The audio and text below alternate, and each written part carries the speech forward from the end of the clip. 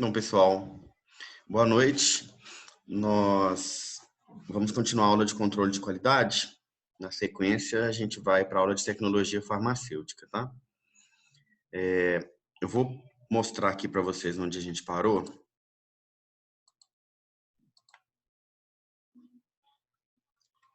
Nós estávamos discutindo sobre o controle de qualidade biológico, e aí nós entramos primeiro no controle microbiológico. Nas aulas anteriores, nós discutimos controle de qualidade de produtos não estéreis, né? Só recapitulando aqui, são os produtos farmacêuticos de uso externo, comprimidos, né, de uso oral, aqueles que não existe a necessidade de esterilidade, né, a pureza em termos de quantidade de micro-organismos presentes, né, ela é um pouco menos rigorosa. Então nós temos uma legislação um pouco flexível que permite a presença de uma certa quantidade de unidades formadoras de colônia por grama ou por ml em termos de fungo e bactéria para esse tipo de produto aqui, né? Não são, né, obviamente, não são injetáveis, não são oftálmicos, que seriam os produtos não estéreis. Nós discutimos essa primeira parte na nossa primeira aula, e o que está gravado no AVA para vocês são os meios de cultura utilizados e as técnicas de cultivo de micro-organismos mais utilizados aí, o método de pulp plate, crescimento em placa principalmente, que é o que a gente faz aí nas aulas práticas, é o método mais utilizado. E são métodos farmacopeicos, né? Tanto os meios de cultura quanto as técnicas, os ensaios que são realizados estão na farmacopeia. Então vocês podem utilizar a farmacopeia como um roteiro para realizar esse tipo de ensaio, que é o que a gente fará na nossa aula prática aí quando a gente voltar às aulas. Temos os meios de cultura mais utilizados. Todo esse conteúdo já está no AVA disponível naquela aula de 30 minutos, tá? Não sei se vocês já viram, se já tiveram tempo, mas para a gente pegar a continuidade aqui é o seguinte. Qual o conteúdo, qual o teor dessa aula que está aí no AVA para vocês assistirem? Primeiro, o controle de qualidade quantitativo, a contagem de fungos e bactérias presentes nas nossas amostras. Então, a gente pega um lote de medicamento, escolhe, né, a amostragem, né, pela técnica aí de escolha de amostragem, com confiança aí de 95%, e procedemos no crescimento em meio de cultura, com diluições sucessivas. Assim, nós podemos contar a quantidade de micro-organismos que são presentes ali, fungos e bactérias, né? E aí são 3 técnicas. Técnica de filtração por membrana, técnica de contagem em placa, que é o que a gente faz, né? Faremos aí no laboratório, e tubos múltiplos. Então, essas são as 3 técnicas que são preconizadas pela farmacopeia brasileira. Eu deixei para vocês aí, tanto para conhecimento mesmo, quanto para atividade, deixei bem descrito quais páginas vocês precisaram ler para fazer a atividade que a gente vai corrigir aí no dia 30 de abril, ok? De acordo com aquele cronograma que a coordenação mandou para a gente. Então, na sequência, nós vamos ver o seguinte: mesmo se um micro-organismo, uma amostra de micro-organismo, ela for aprovada no teste quantitativo, ou seja, limite de 10 a 3 unidades formadoras de colônia por grama ou ml de bactéria, ou 10 a 2 unidades formadoras de colônia por grama ou por ml de fungo, mesmo se o produto farmacêutico testado ele for aprovado no teste quantitativo, não quer dizer ainda que ele está apto para uso, né? Não quer dizer que ele esteja apto para ser disponibilizado e usado com a pureza, o grau farmacêutico que a gente precisa. Por quê? Dentro dessa pequena quantidade de micro-organismos que está presente, né, porque se foi aprovado no teste quantitativo, quer dizer que tem uma quantidade aceitável, está dentro do limite de aceitação. Mas eu preciso de saber se dentro dessa pequena quantidade eu tenho algum patógeno. Não é seguro, né? Não adianta nada a gente ter uma quantidade pequena de micro-organismos, bactérias e de fungos presentes ali, mas dentre essas espécies, eu encontrar bactérias que são causadoras de doenças em seres humanos, né? Então, o medicamento desse jeito, ele ainda continua impróprio para uso e ele é reprovado. Nesse caso, a gente reprova o lote inteiro, né? Vocês estão vendo os slides? Está dando para vocês acompanharem aí pelos slides? Sim?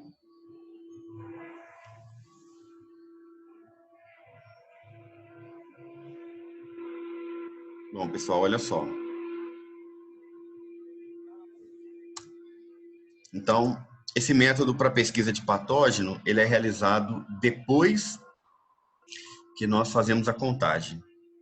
Aprovado na contagem, a gente passa na sequência para o teste de pesquisa de patógeno. Primeiro faz coloração de Gram comum, né? Realizar a coloração de Gram para ter um perfil de Gram positivo e Gram negativo.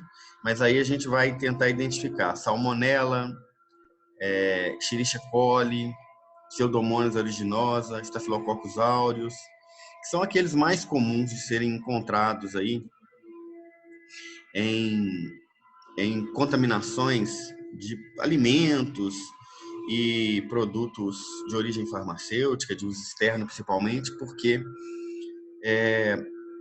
contaminação principalmente da água, né?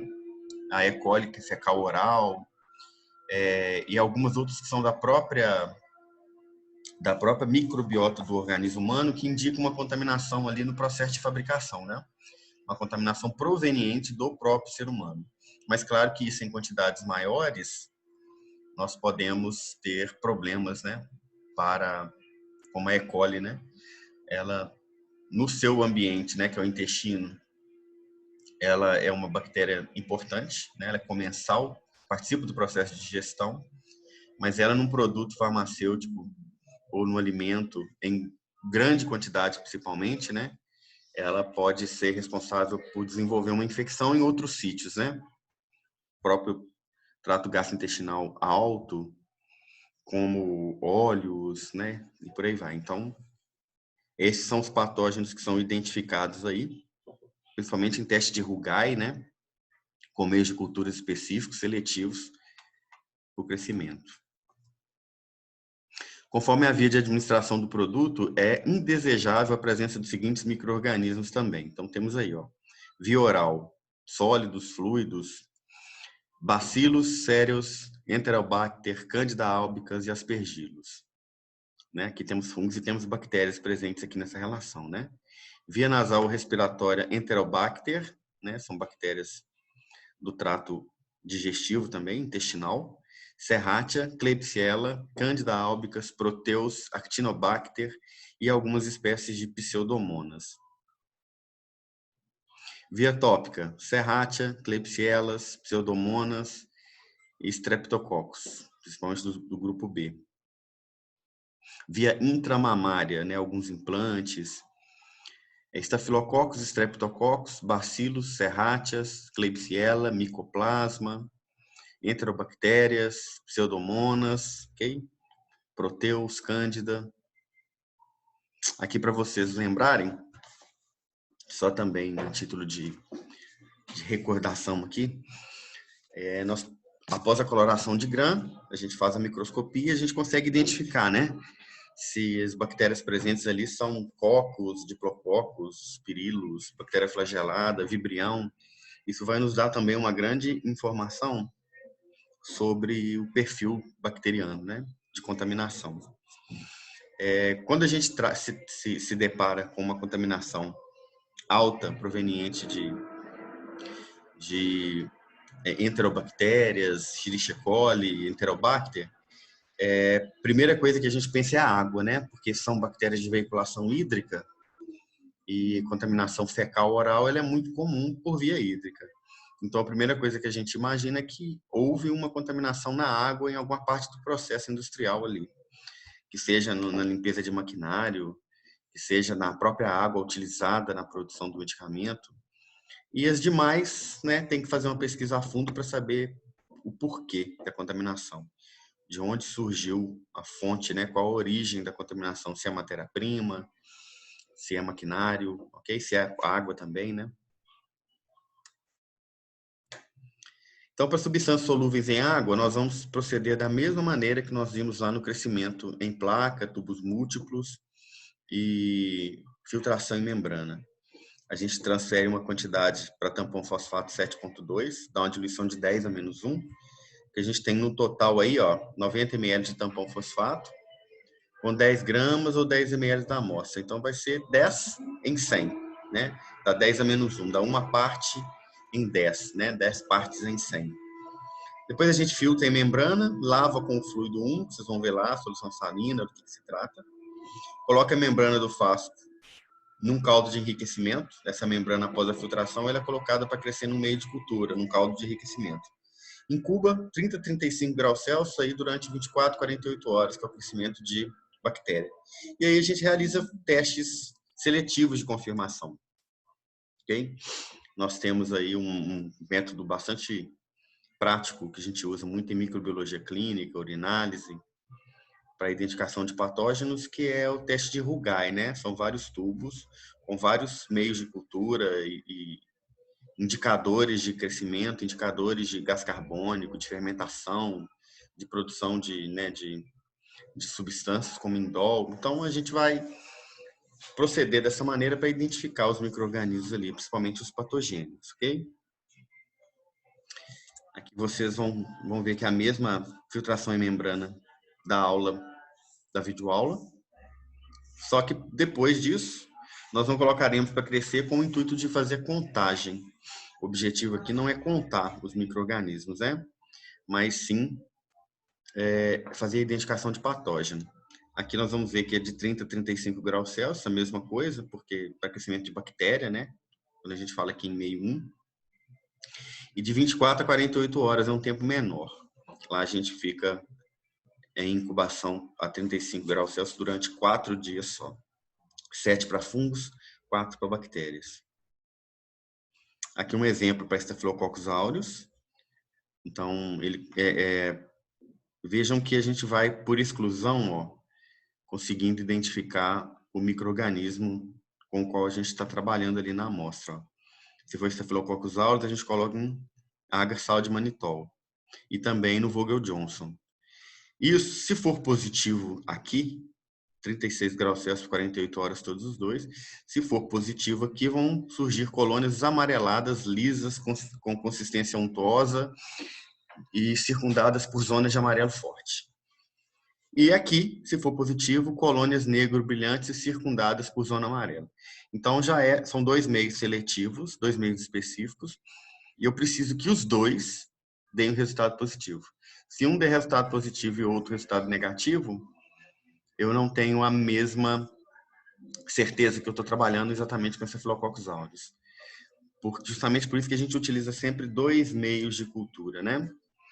Porque eu posso ter outras espécies que vão ter esse perfil no manitol e outras espécies que vão ter esse perfil no Vogel-Johnson, mas ao mesmo tempo nos dois é só o Staphylococcus aureus. São 2, 3 meios de cultura utilizados, ok?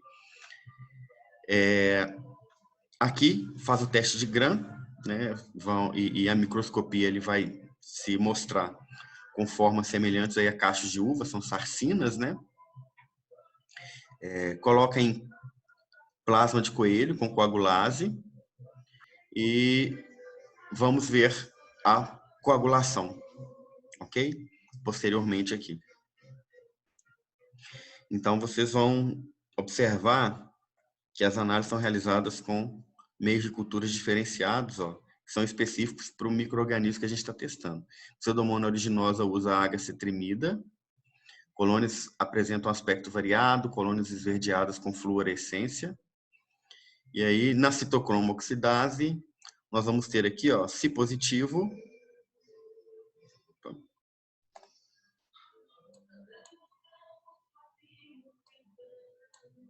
as colônias ficam rosas, marrom, passando a vermelho escuro e negro.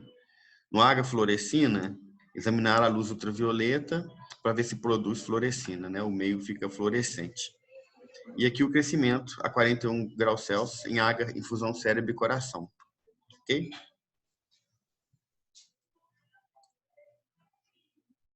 Bom, então, Depois que nós temos esse perfil de realizarmos essas análises, né, primeiro, análise quantitativa de contagem de micro-organismos, a gente procede o crescimento em meios seletivos para identificar patógenos, né, a presença ou não de patógenos ali. Isso aí é muito importante para a gente, além de quantificar, qualificar, né? São análises quantitativas e qualitativas. Então, assim, a gente encerra a parte de produtos não estéreis. Vocês vão ver, né, que existe um rigor menor. A legislação permite quantidades. Claro que isso está na farmacopeia, mas a Organização Mundial de Saúde também preconiza isso. Então, nós temos valores até distintos dentre alguns países, né, de acordo com as suas farmacopeias, desse limite de aceitação de presença de bactéria e de fungo em medicamentos. Mas a gente vai passar agora para o controle de produtos estéreis, principalmente os injetáveis e os oftálmicos, né? E veremos que a legislação é um pouco mais rigorosa. E também discutiremos esse conceito de esterilidade, né?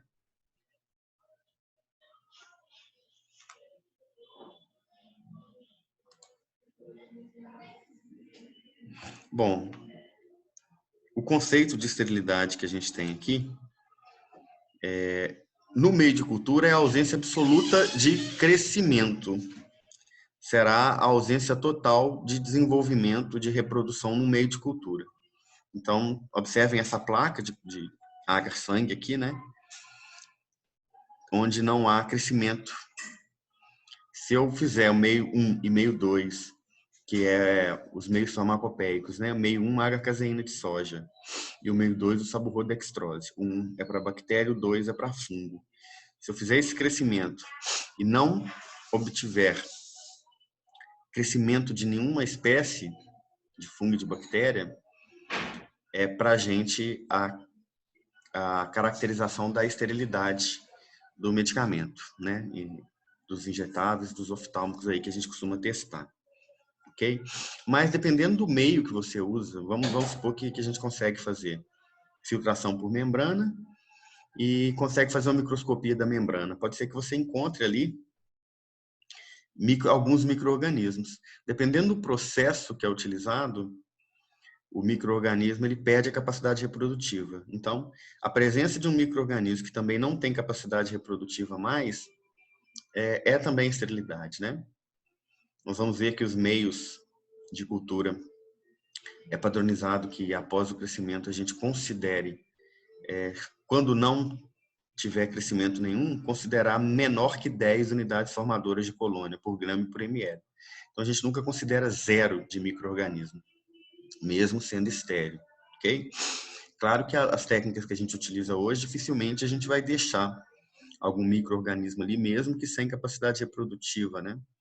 Acontece muito com o ultravioleta, né? O ultravioleta ele não mata imediatamente, mas ele causa um dano no DNA e impede a capacidade reprodutiva dessas bactérias, desses fungos.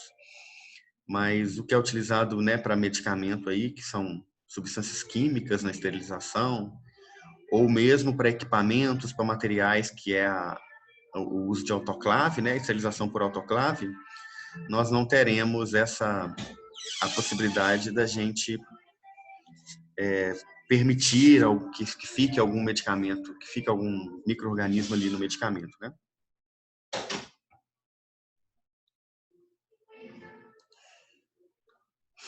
Com o conhecimento atual de estatística envolvendo a morte microbiana, existem aí os questionamentos quanto à afirmação absoluta da esterilidade dos produtos. É justamente isso que eu estou, né, discutindo com vocês.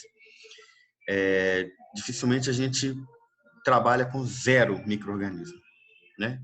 Então a gente considera aí, de acordo com o que é preconizado, né, isso é uma convenção, menor que 10 unidades formadoras de colônia por grama ou por ml. É verdade que o processo esterilizante de inativação microbiana ele segue efetivamente critérios de redução logarítmica, embora não se possa dizer o mesmo para o processo de remoção. Então, nós vamos diminuir a taxa, reduzir a taxa de reprodução, até zerar a taxa de reprodução, mas nós não estamos removendo o micro-organismo, ele vai continuar ali, né? mas isso já vai ser o suficiente para a gente ter a condição de esterilidade que a gente precisa, na verdade, o grau de pureza, de segurança que a gente precisa do medicamento.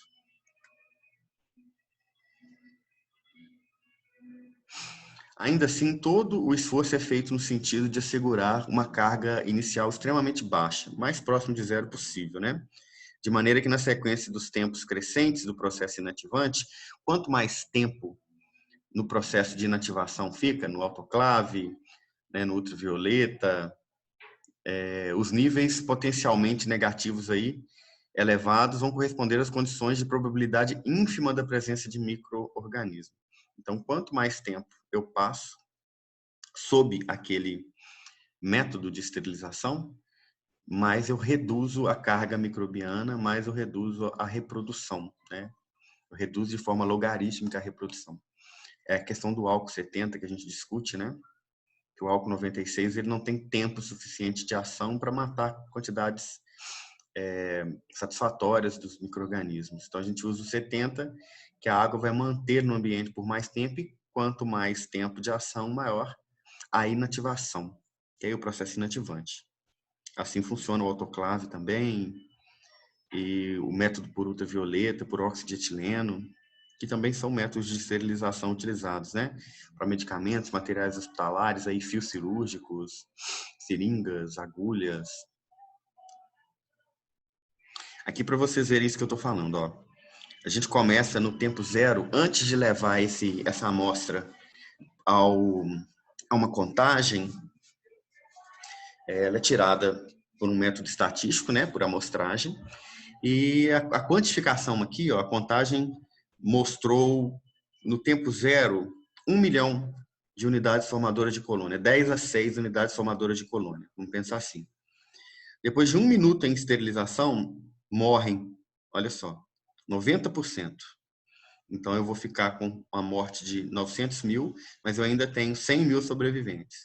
Mais 1 minuto, eu tenho mais 90% de morte aqui. E assim, sucessivamente. Ó. A cada minuto que se passa, eu vou ter uma quantidade de redução logarítmica de 90%. Ó. De 1 milhão passa para 100 mil, mais 1 minuto para 10 mil, mais 1 minuto para 1.000, mais 1 minuto para 100, mais 1 minuto para 10, eu vou dividindo, né, de 10 em 10. E mais 1 minuto para 1. Esse 1 é o problema final que a gente tem. Ou ele tem algum tipo de resistência ao método, né, principalmente se a gente está falando de substâncias químicas que são inativantes, né, ou ele vai ter esse problema da resistência do micro-organismo. Isso aqui poderia ser também, vocês poderiam pensar, claro que com um tempo diferenciado aqui, com um tempo maior aqui, em horas ou até mesmo em dias, né? Vocês poderiam pensar aqui no uso de um antimicrobiano. Pensa aí de 6 em 6 horas, de 8 em 8 horas, o tempo de uma posologia, né? Que a cada período, cada cápsula, cada comprimido, cada dose, você vai tendo redução também. Mas se existe uma que é resistente, não adianta você submetê-la a mais droga, mais quantidade da mesma droga. Então, o processo inativante aqui é a mesma coisa. Chega um momento que ou eu vou matar esse último e vou ficar com zero, ou ele é resistente ao processo inativante de esterilização que a gente está utilizando. Então, eu vou manter esse aqui. Se ele se mantiver sem capacidade reprodutiva, né, não faz diferença. Agora, se for um patógeno e que tem capacidade de reprodução, ele pode causar uma doença no organismo, né? É assim, vejam que é uma curva que a gente pode confundir essa condição aí para efeitos práticos com a ausência total de micro-organismo. Mas, assim, matematicamente isso não é factível. Né? A gente pressupõe uma condição de esterilidade do produto porque a gente tem a segurança. A gente sabe que tem menos que 10 unidades formadoras de colônia ali por gramo por ml, e a gente tem a redução da carga de reprodução do medicamento, que na verdade são duas situações. Quando a gente fala de medicamento e micro-organismo, a gente está falando de duas situações. Primeiro, que são os micro-organismos comuns, aí, a análise quantitativa, ela está relacionada à presença de micro-organismos que podem, sim, causar doenças nos seres humanos aí, depois de tomar o medicamento, mas também pode estar relacionado à degradação microbiológica do medicamento. Então, perda de estabilidade microbiológica. A gente não pensa somente que os micro-organismos podem causar uma doença, mas eles podem degradar o medicamento também, ok? E é a primeira condição que a gente pensa, né? Aqui é a mesma situação. A gente tem que pensar na esterilidade do produto, principalmente os estéreis, como eles são injetáveis, são oftálmicos, a gente pensa primeiramente na questão da segurança microbiológica para o usuário, né? Claro que também a gente pode ter micro-organismos que vão causar degradação do medicamento, mas é diferente dos não estéreis, né? O não estéreis, pela quantidade de micro-organismos que está presente, e como a gente vai ser uso oral, vai ser boca, né? Vai ser pele, não tem uma preocupação assim tão grande com a quantidade de micro-organismos, que a gente já tem uma carga alta de micro-organismos nesses sítios. A gente se preocupa mais com uma quantidade de micro-organismos que não degrade o medicamento e a ausência de micro-organismos que possam causar doenças em seres humanos. Na esterilidade, nos produtos estéreis, a gente já pensa nessa situação de micro-organismos que vão entrar em sítios estéreis, né? Como a via parenteral, como os medicamentos injetáveis aí, né, endovenoso. A gente tem um rigor de microbiológico, de controle microbiológico desses produtos, né? A metodologia não abrange condições que permitam o crescimento de vírus. Então, a gente está falando de bactérias e de fungos. O crescimento de vírus é muito mais complicado, porque a gente sabe que o vírus necessita de uma célula viva para reproduzir. Então, isso é um pouco mais complicado do que a gente fazer um meio de cultura com água, nutrientes, sais, vitaminas, e colocar o micro-organismo para crescer dentro das suas condições, né? De temperatura, de umidade, né? Que são os parâmetros de incubação. Entretanto, quando da ausência de bactérias e fungos, extrapola-se o resultado também para organismos, para esses organismos, esses vírus, né?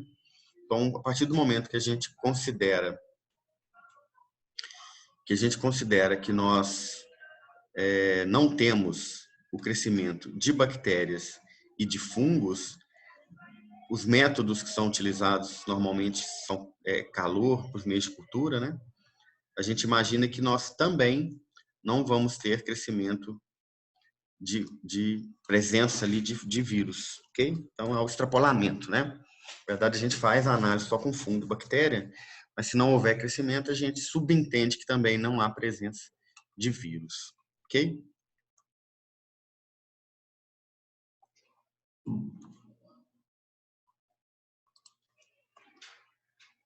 Segundo as farmacopeias, a condição de esterilidade de um produto deve ser considerada com base no fato que o mesmo tenha sido processado em condições ótimas, boas práticas de fabricação, né?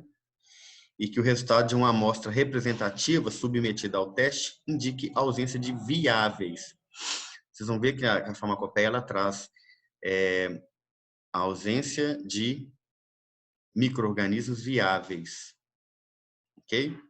Então, sempre que ele fala viável, é aquele que não tem... O viável é aquele que possui a capacidade reprodutiva, né? Então, se a gente tem ausência de viáveis, a gente tem ausência de micro-organismos com capacidade de reprodução.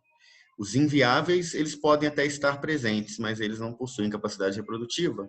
Eles não vão nem degradar o medicamento em quantidades satisfatórias e nem ter a condição potencial de causar nenhuma doença humana. Tratando-se de teste de tipo destrutivo, é evidente que não pode ser aplicado a todo lote, né? Então, para fazer essa análise, a gente tem que pegar o medicamento, uma quantidade, 10 gramas, 10 ml aí de cada parte da amostra, e esse medicamento vai ser destruído, que ele vai ser submetido a diluições aí em tampão fosfato, solução salina, meio de cultura. Então, não dá para fazer com um lote inteiro, né? É por amostragem. A gente considera um método militar de amostragem, vocês vão ver que tem um sistema, tem até um software gratuito na internet, que quando a gente for estudar controle de estatístico de qualidade, que é estatística, são cálculos, a gente vai definir como definir a amostragem, né? Vamos estudar isso aí, como é que a gente seleciona a amostragem com 95% de confiança, de onde a gente retira dentro de um estoque. Então, isso tudo por esse método de padronização de amostragem aí militar, a gente tem resultados bastante eficientes. Uma amostragem que representa mesmo o todo. O teste baseia-se, portanto, em métodos essencialmente estatísticos de amostragem. Os resultados são determinados tanto pelo número de amostras tomado, como pela incidência de contaminação dentro de um mesmo lote. Então, a gente consegue identificar um padrão de contaminação dentro do lote através de amostragem, né? Uma amostra que representa o todo. O número de unidades a ser testado depende de um certo nível do tamanho do lote e do tipo do produto. Quanto maior o lote, mais unidades são testadas. Ok? Pessoal, eu vou dar uma pausa aqui agora. Nós vamos voltar aqui em aspectos estatísticos, né? O nosso tempo está se encerrando aqui. Eu vou mandar o convite novamente. Nós vamos continuar. Essa aula é 1 hora, né? E depois a gente entra às 8h30 em tecnologia farmacêutica, tá bom? Então eu vou mandar o convite para a sequência dessa aula. Depois a gente faz uma pausa aí para a gente continuar com a outra disciplina, tá bem? Até daqui a pouco.